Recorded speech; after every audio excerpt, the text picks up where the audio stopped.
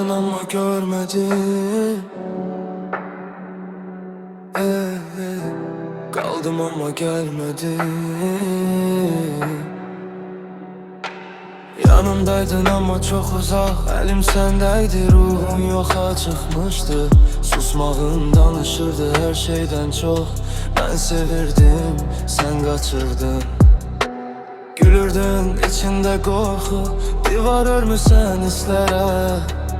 Ben yüreğimi açtım sana, sen kapını belə döymedin.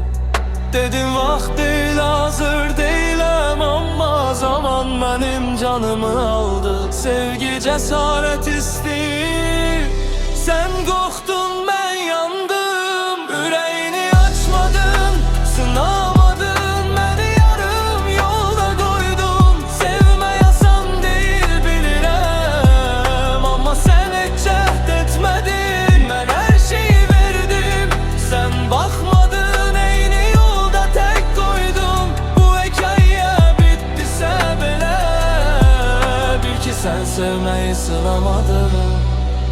Geceler benimle savaş, sen rahat yuxuda sen indi. Bir qal deseydim belki her şey başka cür olardı indi. Ben seflerle de seni seçtim, sen ilk çetinlikte gittin. Sevgi kaçmak değil axı, amma sen emiş şehittin.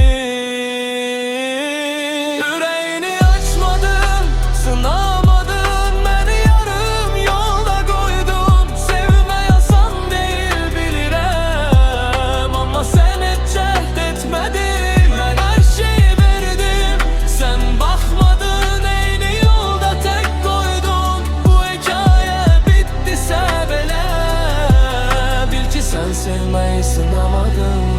İndi susmağın cevaptır mənə, artıq sual da vermirəm.